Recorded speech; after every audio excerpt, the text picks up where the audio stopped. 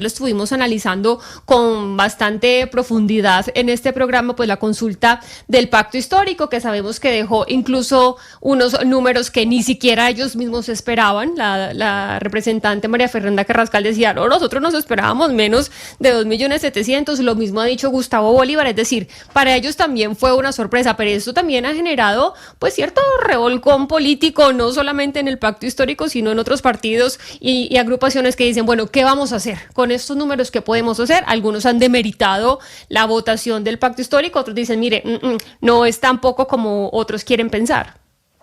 Mire, algo que es bien interesante, en la política, tanto los triunfos como los fracasos producen secuelas, dejan unas consecuencias, y muchas veces es más difícil manejar el triunfo que administrar el fracaso. Y yo creo que al pacto histórico en esta oportunidad le está pasando lo de administrar el triunfo. Se están enredando con un tema que además no es fácil, le quiero contar. Este asunto de qué van a hacer con Carolina Corcho y qué va a pasar con las listas que van a integrar, que van a conformar para el Congreso, la que se van a elegir en marzo. Eso no es un asunto fácil y no es un asunto, digamos, sencillo de administrar. ¿Por qué se lo digo, Jennifer? Porque es que hace parte de unos compromisos previos, de una palabra empeñada. Y cuando en política no se cumple con la palabra, eso es mucho más difícil, porque al final después terminan pasando esas cuentas de cobro. Entonces yo creo que en este momento la situación es esa. ¿Cómo van a administrar el triunfo y qué van a hacer con Carolina Corcho? ¿Qué van a hacer con María José Pizarro? ¿Cómo van a manejar ese asunto? Y yo creo que eso es lo que a lo que tienen que dedicarse en los próximos días. Pues comienzan las apuestas, mi querido Oscar, y pues cada uno de los integrantes del pacto histórico comienza a decir, mire, tenemos este capital, tenemos este electorado, tenemos estas votaciones, ¿debería ir la señora Corcho o debería ir la señora Pizarro? Y uno de esos que ya ha alzado, pues por supuesto, su voz para hablar sobre esto es Gustavo Bolívar, ex senador justamente por el pacto histórico y pues una pieza importante de este movimiento. Gracias, ex senador, por estar con nosotros, bienvenido. Muy buenos días, a ustedes un abrazo y a los oyentes. Bueno, y yo lo vi haciendo este análisis en sus redes sociales y usted francamente se fue por Carolina Corcho. ¿Usted cree que Carolina Corcho es la persona que debe encabezar la lista de senadores del pacto histórico? Bueno, dije también que estábamos metidos en un chicharrón, porque coloquialmente se le dice así cuando uno está envainado. Porque ambas tienen razón. Digamos, a Carolina Corcho se le firmó un acuerdo y lo firmé yo también, donde los precandidatos nos pusimos de acuerdo en que el segundo de la consulta debería encabezar la lista, ¿cierto? Pues dijimos, no desperdiciemos esa votación que va a sacar la segunda persona y que encabece la lista. Pero después, posteriormente, se hizo otro acuerdo ya con María José Pizarro, en el sentido de que ella encabezara la lista a cambio de, digamos, aportarle a la unidad su bajada de la precandidatura. Más o menos fue así la cosa. Entonces, yo me he inclinado por una solución política, ¿no? Porque pues, en un escenario tan complicado, que además sí es un problema, pero es un dulce problema, porque pues ojalá todos los partidos tuvieran ese dilema de no saber a quién poner a encabezar de la calidad que tienen ambas. Entonces, pues yo digo, desperdiciar el potencial electoral que mostró Carolina el domingo, pues sería una bobada, porque fueron votos conseguidos en la Colombia profunda, recorriendo el país, sin dinero, seduciendo, con ideas. Me parece que son votos muy, muy valiosos. Ni uno solo de esos votos, les puedo asegurar, es comprado. Entonces, pues ahí ya le queda a las directivas del pacto histórico tomar la mejor decisión, pero de verdad no está fácil. ¿Y cómo manejarlo, Gustavo? ¿Cómo salir de este chicharrón dulce, como usted le llama? Pues porque obviamente esto traería unas consecuencias a la hora de organizar la lista y sobre todo cómo manejarlo sin que cause ruptura de aquí a marzo o de aquí a las elecciones, pues sí, de aquí a marzo básicamente, porque esto pues obviamente algunos ya lo comienzan a plantear como una pugna interna dentro del pacto histórico. Pues es un reto muy difícil porque María José Pizarro ya hoy tiene un partido tiene una personalidad jurídica, ella fácilmente podría decir, bueno, entonces hago mi lista al Senado, que es una posibilidad. Pero la idea es no romper el pacto, mantener la unidad, entonces por eso la sabiduría ahí tiene que imperar de los directivos del partido, porque otra solución que están planteando es que ambas estén en la lista, pero entonces eso implicaría mover arriba en el puesto 20 y pico a otras personas que después podrían demandar diciendo, bueno, yo participé y me gané este puesto, no me pueden desplazar a bolígrafo. Entonces es muy complicado. Pero esto pasa porque no se dejan las cosas claras desde el comienzo, porque como es un partido que están haciendo, pues obviamente nos van apareciendo vacíos que no resolvimos en el momento porque no preveímos esas situaciones. Pero bueno, la estamos viviendo. Seguramente va a salir bien. Yo le noto a María José Pizarro un ánimo de no dividir. Y otra fórmula que se me ocurre a mí, pero yo cada vez que la hablo la embarro, pero bueno, yo soy así, yo voy soltando las cosas, porque pues somos librepensadores, ¿no? Es que Carolina fuera la fórmula vicepresidencial y María José Pizarro encabezara la lista. Es algo que tiro aquí así de la nada, porque lo pensé anoche, lo pensé esta mañana, cómo solucionar eso para aprovechar el potencial de ambas. Eso sería una gran cosa, pero obviamente quien gane el Frente Amplio es el que va a decidir, o yo no sé si habrá alguna regla en ese Frente Amplio que también obligue a que el segundo del Frente Amplio, como pasó hace 4 años con Francia Márquez, pues sea la fórmula vicepresidencial. Entonces son muchas cosas que se pueden barajar ahí por el camino, pero bueno, ahí de donde sacar.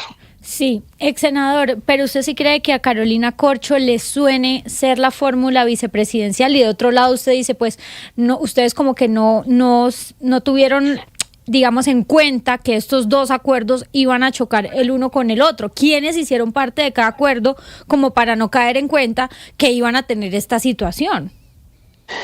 Sí, lo que pasó fue que en el último acuerdo que se hizo estábamos todos los precandidatos el 26, el último día de inscripciones, ya íbamos para la registraduría de inscribirnos, y fue cuando se promovió un acuerdo ahí al interior, según el cual nos bajábamos varios para poder aportarle a la unidad, para llegar unidos, y a cada uno pues se nos dijo algo. Entonces yo creo que ese acuerdo fue posterior al que se hizo entre todos los precandidatos, con los jefes de los partidos como garantes de ese acuerdo se hizo, y es el que reclama Carolina. Aunque yo... Pero ese acuerdo quedó, fue verbal, ¿lo conversaron en algún tipo de comité de reunión o esto quedó escrito ya pues como reglamentado ahí? Yo tengo entendido que el primer acuerdo es escrito y el segundo es verbal. Porque era pues ya en el calor de que nos quedaban pocas horas para inscribirnos, porque acaba de salir una tutela, nos estaban tutelando el derecho a inscribirnos a través de una medida cautelar, y entonces estábamos tomando decisiones muy de afán, pero pasó eso, que no estaba Carolina, y tal vez se hizo eso sin contar con su presencia o su opinión. Sí, usted dice, doctor Bolívar, que está seguro de que el domingo pasado no hubo compra de votos. ¿Quedó conforme con los resultados de la consulta? Y se lo pregunto concretamente por la votación más alta, que fue la de Pedro Flores, que además ha reconocido el apoyo del Clan Torres. ¿Qué opina usted de eso? Bueno, ustedes saben que yo de tiempo atrás he sido crítico de que el pacto histórico se vuelva un partido tradicional. Y si analizamos los resultados, creo que en un 90% lo estamos logrando. Sí hay vacíos, por ejemplo, la esposa del alcalde de Barranca Bermeja, que entra a juicio por corrupción electoral en unos días, que acaba de ser sancionado por el procurador por lo mismo, por corrupción electoral, y es ahora una de las mayores votaciones nuestras. Eso no tiene presentación. Entonces, pero en definitiva me puse a analizar nombre por nombre, y más del 90% son de la esencia del pacto, son de la izquierda. Pues no podemos pretender de la noche a la mañana que sea tan perfecto, pero yo sí hubiera querido que todas estas candidaturas que no son de la esencia del progresismo, pues no estuvieran, pero son acuerdos que tal vez se hacen, y bueno, ya siento que todas esas peleas las he perdido y como que uno se cansa de pelear con eso. Pero mire, senador Bolívar, es que el tema, usted planteaba el tema y me parece interesante del chicharrón en el que está metidos por cuenta de que le fue muy bien en la consulta.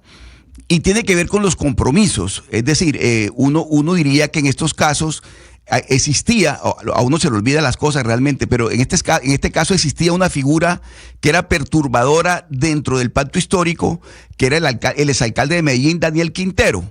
Entonces, la posibilidad real de que Daniel Quintero ganara la consulta no era un despropósito, porque se estaba moviendo externamente, digamos, con los partidos ajenos al pacto histórico y estaba moviendo mucha gente. Aquí en el Atlántico, pues igual lo que se conoce como el Clan Torres estaba comprometido inicialmente con esa campaña. Es decir, había una manera de que él pudiera ganar, y como existía ese escenario probable, fue que se llegó a este acuerdo de decir, vamos a ceder nuestras aspiraciones y vamos a respaldar a Iván Cepeda, que de alguna manera garantiza la unidad. Ese compromiso se rompió ahora porque la doctora Corcho, con esa votación, obviamente que desbarajustó los acuerdos. Pero le quiero preguntar, usted que sabe mucho de política electoral, ¿esos 700,000 votos que tiene la doctora Corcho son de ella? Es decir, ¿cómo saben ustedes que esos 700,000 votos, 600 y tantos mil que tiene la doctora Corcho son de ella, como para decir ella tiene que ser la cabeza de la lista? Porque es decir, mucha gente que seguramente pensaba votar por usted, dijeron, hombre, ya que no está Bolívar, voto por Corcho. O que iban a votar por la doctora Susana Muhammad, ya que no está la doctora Susana Muhammad, voto por Corcho. Es decir, ¿cómo contabilizar esos votos como de ella y no del pacto histórico en general o del petrismo en general? Tienes razón. Digamos, el universo de la votación es una masa que se va consolidando desde 2018, ¿cierto? Que es lo que desconoce hoy la derecha torpemente, porque ellos dicen, no, le fue mal, pero bueno, yo siempre utilizo el término un poquito vulgar que dice, se están haciendo el pagazo mental, dejarlos que se la hagan. Pero lo que se está consolidando aquí es una fuerza monolítica donde el candidato o la candidata se puede llamar Pepe Flores o Juanito Moreno y todos van a votar allá. Entonces, por aparte, dependiendo del discurso que manejamos o la forma de hacer política, cada uno de nosotros tiene un nicho pequeño, digamos, aparte de ese, ¿no? Yo creo que yo, por ejemplo, aparte del petrismo, también tengo algunos votos en otros sectores, lo mismo Carolina, lo mismo todos.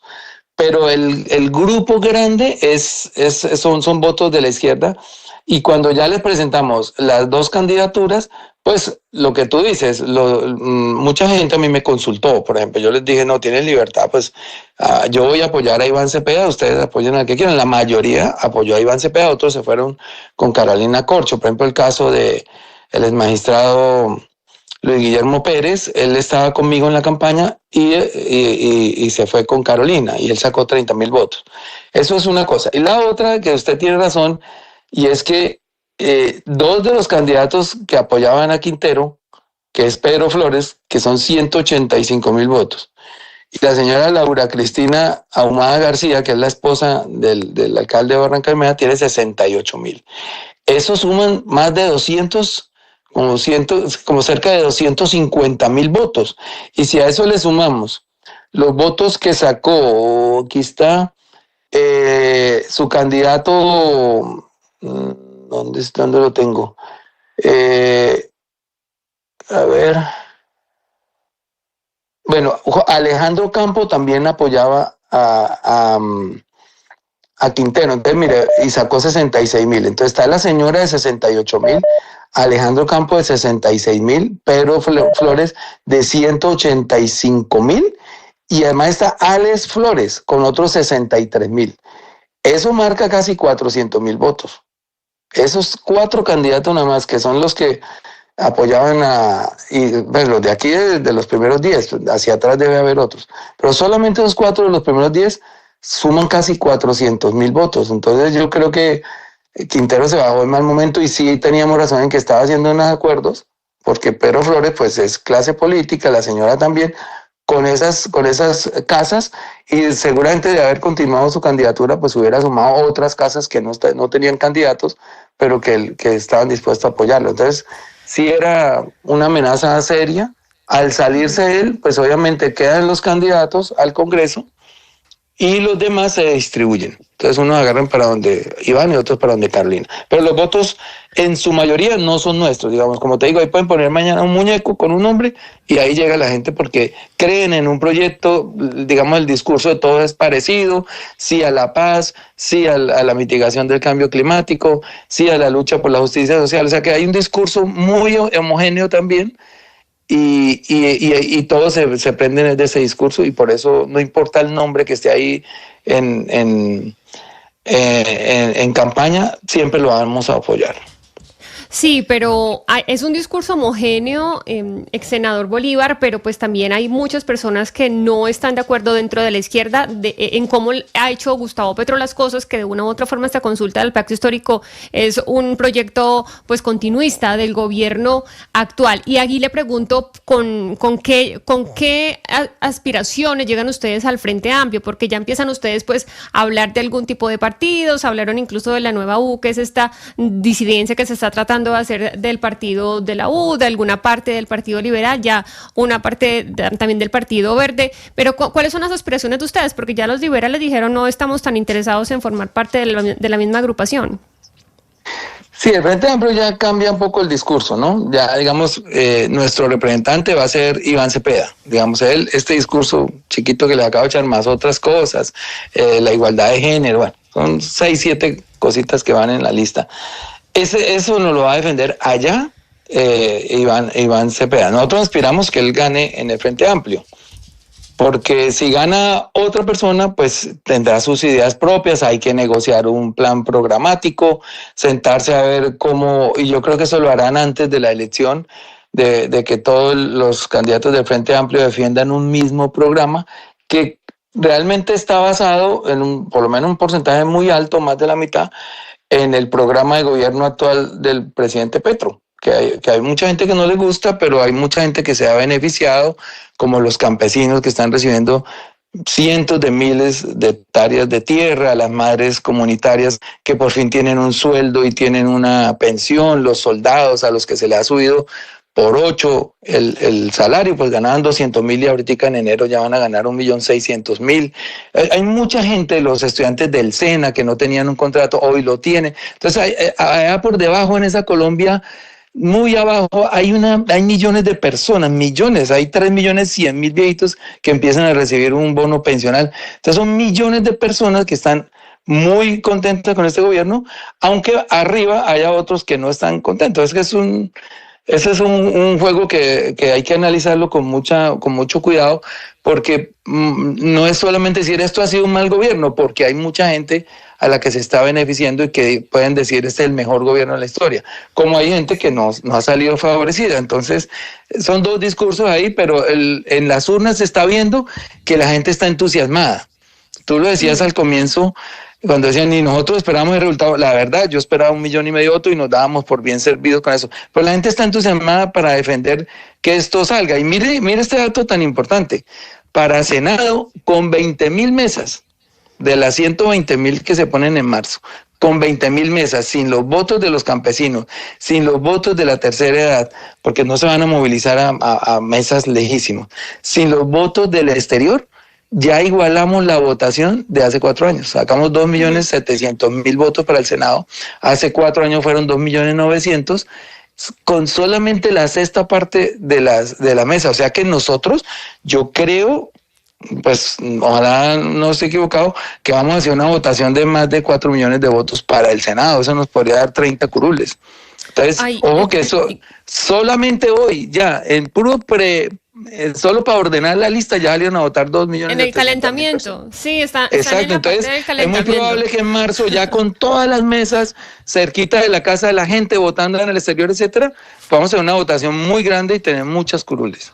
Oiga, senador, una última pregunta a propósito de la polémica que hubo pues esta mañana con el señor Wally, pues que es una de las personas que pueden ser candidatas a Senado porque sacó una buena votación en esta consulta. Yo a usted lo vi contento pues con la votación del señor Wally, como se conoce en redes sociales, pero pues ya hemos visto esta mañana la polémica que hubo pues por las groserías y palabrotas que utiliza con personas que no están a favor de él. ¿Usted cómo lo ve? Porque pues obviamente son personas que van a llegar a una institución institución que es muy importante, que hace leyes para los colombianos, que los colombianos somos los que le pagamos. Incluso por ahí Jennifer Pedraza le dijo, no es, apenas lleva unas cuantas horas de posible candidato y ya está pues hablando de esta manera a las personas que le van a pagar, que son los ciudadanos. Entonces, ¿con qué discurso, con qué calidad pues se llega al Senado y a la Cámara?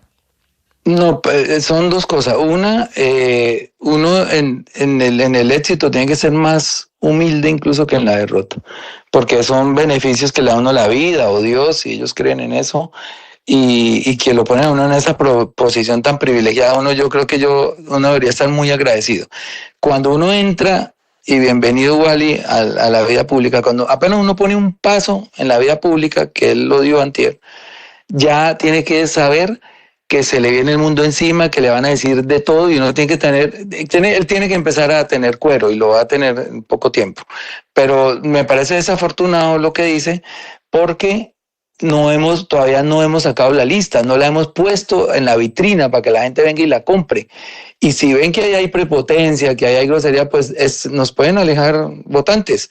Yo lo que les pediría a los que salieron elegidos, o por lo menos en los puestos elegibles, es que mucha humildad, y que hasta ahorita vamos a salir a hacer la campaña, y esas campañas son de seducción, sobre todo nosotros, partidos donde poca plata se mueve. Entonces, sí es equivocado. Yo, pues, Wally es amigo y se lo digo con todo cariño. Primero, ganemos. Incluso ganando, salir a agradecerle a la gente. Mucha gente no va a estar de acuerdo en un país tan polarizado. A uno lo ama a la mitad y lo odia a la otra mitad, y uno tiene que saber jugar con eso, porque es la realidad que estamos viviendo, y no solamente en Colombia, esto ya es mundial, esa polarización. Entonces sí pedirle humildad, porque pues todavía no hemos ganado. Segundo, necesitamos atraer más gente a la lista, y puede pasar que mucha gente dice, yo no voto por una lista cerrada porque ahí está tal persona que maltrata a otro, o ahí está el que no sé cuánto, o ahí está el politiquero. Entonces uno trata de que la lista sea lo mejor conformada posible, pero tratando de seducir a la gente por otras vías. Yo no creo que el insulto sea un camino, y menos ahora que debemos ser más humildes todavía. Pues, ex senador Gustavo Bolívar, muchísimas gracias por atender esta entrevista con Mañanas Blue.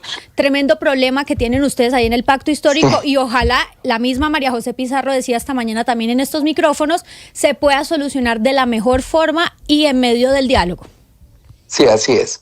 Bueno, Lina, muchas gracias. Un saludo a todos los integrantes de la mesa y a los oyentes. Y como decía, gracias a Gustavo Bolívar, como decía Lina, el señor Gustavo Bolívar es un chicharrón dulce, pues porque realmente sí te están peleando ahí dos mujeres pues valiosas, la cabeza del Senado. Pues vamos a ver cómo logran solucionar ese chicharrón, pero con respecto a cómo deben comportarse los elegibles, que todavía no elegidos, pues sí me parece un llamado de atención importante que deben escuchar estas personas, pues que de una u otra forma, o aunque uno piensa diferente, puede tratar o decirlas con respeto. Sí, pues yo escuché muy respetuosa a María José Pizarro esta mañana, la verdad, y no intentando como dividir, sino reclamando algo, digamos un acuerdo que a ella le hicieron. Lo que yo le entendí a Bolívar fue que el primer acuerdo, según lo que él dijo, yo no sé si alguien de la mesa entendió algo diferente, se hizo primero el acuerdo de los de la consulta, es decir, que el que quedara en segundo lugar tomaba la cabeza de lista del Senado, y que luego fue un acuerdo tácito, es decir, de palabra, el tema de María José Pizarro cuando decidieron bajarse algunos de la consulta. Habrá que ver qué pasa internamente, porque son dos figuras muy destacadas, pues en el Senado María José Pizarro ha hecho un trabajo grandísimo. Los que hemos cubierto el Congreso podemos dar fe de, digamos, el personaje principal y protagónico que ella tiene en esa bancada del pacto histórico, y pues sería importante si ella quiere estar ahí, y no me parece descabellada la idea de que Carolina Corcho pueda ser fórmula vicepresidencial de Iván Cepeda. Habrá que ver qué pasa. Lina, pero sí, también esta mañana María José Pizarro dijo que en su momento Carolina Corcho había dicho que no estaba interesada en llegar al Congreso de la República. Tal vez después del domingo, al saber que había logrado una votación superior a los 600,000 votos, pues se interesó por ser cabeza de lista de Senado. Pero lo que dijo María José Pizarro fue que ella no estaba interesada. Quiero decir, Carolina Corcho no estaba interesada en ser congresista, y pues hay que creerle a María José Pizarro. Pero mire, Estoy interesada Hugo Mario, antes de los resultados, obviamente, Oscar, ¿no? Porque todo lo escuchamos. Cuando reconoció pues que había ganado Iván Cepeda, ya dijo, pues entonces yo puedo ser cabeza de lista para el Senado, lo dijo. Sí, pero yo ayer en estos micrófonos también dije que en la política la palabra empeñada es muy importante. El compromiso adquirido es muy importante. Y si comienzan a romper los compromisos, pues la cosa no va a salir bien. Yo creo que la doctora Corcho se entusiasmó con los votos, pero también haría la reflexión de hacer las cuentas bien. ¿Cuántos votos son de Carolina Corcho? ¿Cuántos votos son de los otros que quedaron, que se bajaron del bus? Porque dijeron, aquí está comprometida la unidad porque el señor Daniel Quintero va a ganar la consulta y no queremos que la gane. Vamos a tener que bajarnos del bus para respaldar a Iván Cepeda. Ese es el acuerdo, el matriz, el que da origen a todo. Y la doctora Corcho dijo, yo no me voy a bajar del bus, yo sigo compitiendo con las reglas de juego. ¿Qué establecieron las reglas de juego? Que el primer nombre de la lista iba a ser el de María José Pizarro, por haberse bajado precisamente de la consulta. Pero bueno, ese es un chicharrón, como lo decía el señor Bolívar, que van a tener que administrar. Pero el cuento ahora es el siguiente. La vicepresidencia, que también es seductora, aquí está el antecedente de Francia Márquez. Francia Márquez se ganó la vicepresidencia cuando ocupó el segundo lugar en la consulta después de Gustavo Petro. Entonces, que Francia no estaba en las cuentas de Gustavo Petro. Tocó meterla allí, entre comillas, meterla allí en la lista, porque obviamente eso presionó mucho los 800,000 votos que sacó Francia Márquez. Entonces yo creo que en este momento la doctora Corcho, que no la seduce o no la seducía el Congreso, ahora tiene que mirar qué va a hacer. Pero sobre todo yo sí llamo la atención en que los compromisos, la palabra empeñada en la política es muy importante y hay que cumplirlos. Y creo exagerado ponerle 600,000 votos a Carolina Corcho, porque todo tiene un contexto, no fueron, el votante del pacto histórico, Jennifer, no tenía 10 alternativas en la mesa, y uno dice 600,000 se los pusieron a Carolina Corcho, uno dice, bueno, tiene esa espalda. La realidad es que había dos opciones. Daniel Quintero, por todo el ruido que ha habido, por todas las cosas que incluso no están claras que puede hacer, no era un participante claro, y al final pues la gente fue a apoyar al partido y fue a apoyar al presidente. A mí me parece que entre dos opciones, porque no había más de dos, ella sacó 600,000, yo no le atribuiría semejante fuerza. El éxito sí al pacto, pero ella, por todo lo que pasó, por todos los que se bajaron, pues no creo que tenga ese respaldo tan grande. Sí, por eso ayer cuando Gonzalo me preguntaba que si me había sorprendido el puntaje o la votación que le había sacado Iván Cepeda a Carolina Corcho, yo le dije que no, que de hecho no esperaba que Carolina Corcho tuviera 600,000 votos. Así que bueno, es un chicharrón que tienen que solucionar ahí dentro del pacto histórico. Ya sabremos pues qué va a pasar, pero pues se comenzó a mover con más fuerza todo el tema electoral, no solamente en el pacto histórico, sino en los otros partidos que están viendo pues cómo responder a esto que sucedió durante el fin de semana. Hacemos una pausa, ya venimos con más. Estás escuchando Blue Radio.